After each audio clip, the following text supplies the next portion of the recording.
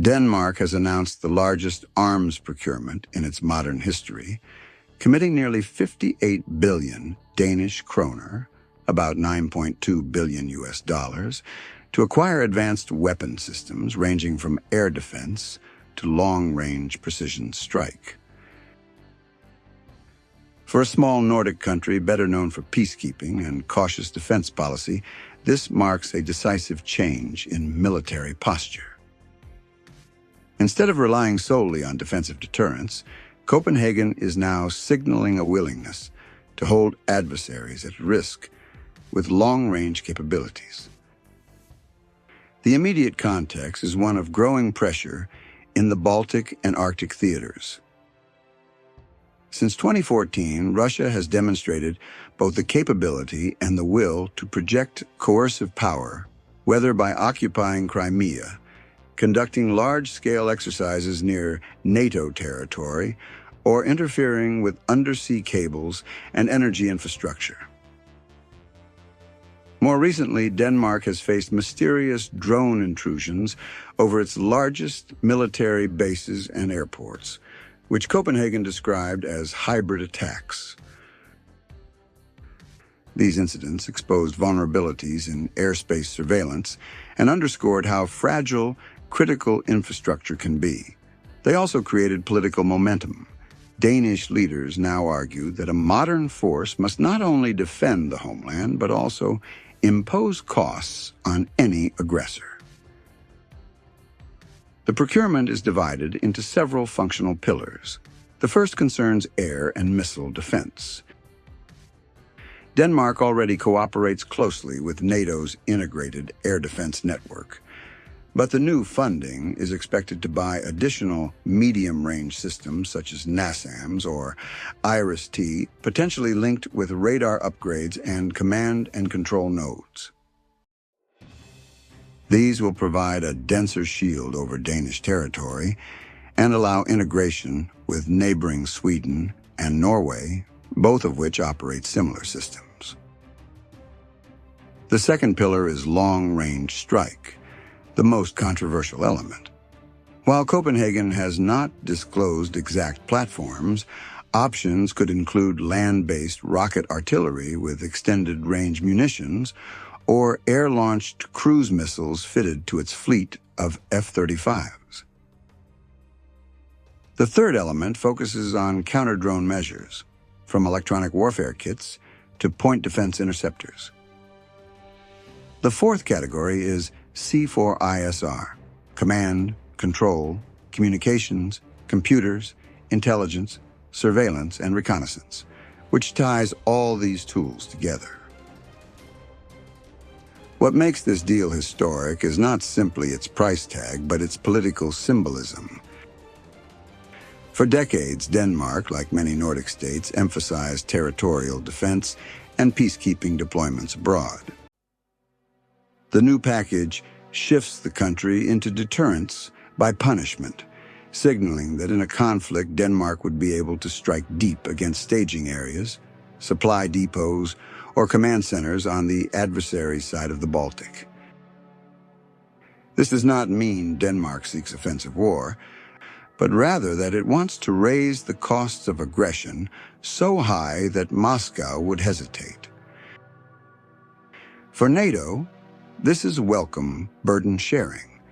Instead of depending exclusively on rapid reinforcement from the United States or Germany, local allies would themselves contribute credible strike power. Yet procuring advanced systems is one thing, sustaining them is another. Long-range weapons require secure supply chains for missiles, guidance kits, spare parts, and trained personnel. The war in Ukraine has demonstrated how quickly stockpiles of precision munitions can be depleted. Denmark alone cannot maintain production lines, which explains the parallel Nordic initiatives on defense industrial cooperation. In mid-2025, the governments of Sweden, Norway, Denmark, and Finland signed agreements with NAMO the Norwegian ammunition producer, to expand regional supply of artillery shells and small caliber rounds.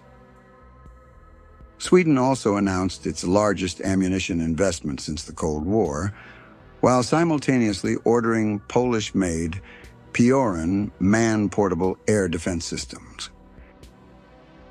These steps indicate a recognition that deterrence rests on the ability to fire not just once but repeatedly over months of conflict. From an operational perspective, analysts can imagine 3 scenarios in which Denmark might use these new assets.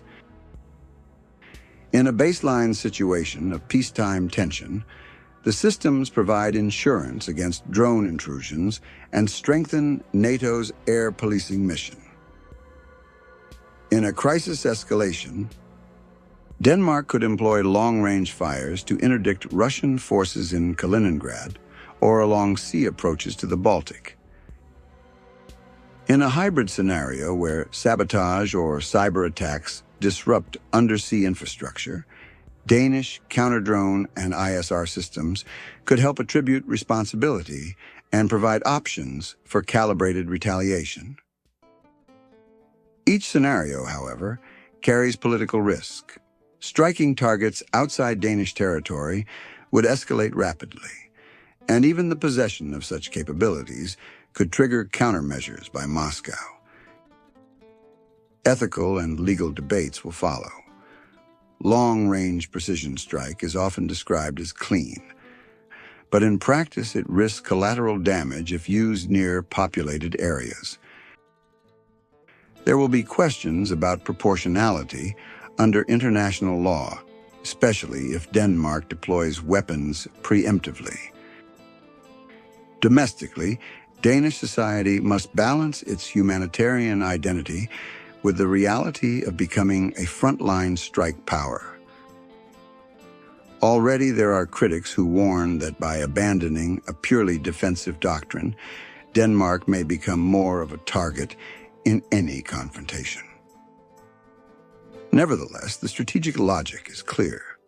Russia has invested heavily in long-range fires, electronic warfare, and anti-access systems. If NATO allies only defend passively, they risk being suppressed before reinforcements arrive. By contrast, the ability to threaten counterstrikes into Russian rear areas complicates Moscow's calculus. This is the same reasoning behind Poland's purchase of long-range rocket artillery and Finland's decision to buy advanced cruise missiles. Denmark is simply joining a regional trend in which small states multiply their deterrent effect by adopting high-end precision systems. Looking ahead to 2030, one can foresee a Nordic security architecture where Sweden, Finland, Norway, and Denmark all field interoperable air defenses, share ammunition production, and contribute strike capabilities. The United Kingdom's leadership of the Joint Expeditionary Force further ties them into a quick reaction network. In such a configuration, the Nordic region ceases to be NATO's forgotten flank and becomes instead a core bastion controlling access to the Arctic and Baltic seas. For Moscow, this means that any attempt to intimidate the North will be met not with symbolic protest, but with real military power. For Denmark, the domestic challenge will be ensuring value for money. $9 billion is a huge sum relative to its GDP, and taxpayers will demand transparency. There must be clear plans for training, maintenance, and integration. The risk of cost overruns is high, particularly if multiple complex systems are procured simultaneously. Moreover, the transition to deterrence by punishment requires political resolve. Leaders must be ready in crisis to authorize the use of long-range fires, a decision far weightier than patrolling the skies. In conclusion, Denmark's new arms package is both a signal and a substance. It signals to Russia that hybrid harassment and coercion will not go unanswered. It provides substance to NATO's northern flank, making deterrence more credible. Yet it also raises questions about sustainability, escalation, and the balance between defense and offense. Over the next 5 to 10 years, whether this gamble pays off will depend on Denmark's ability to integrate its systems, coordinate with neighbors, and maintain domestic consensus. The age when Denmark could rely on neutrality or minimal defense spending is over. The age of Nordic long-range deterrence has begun.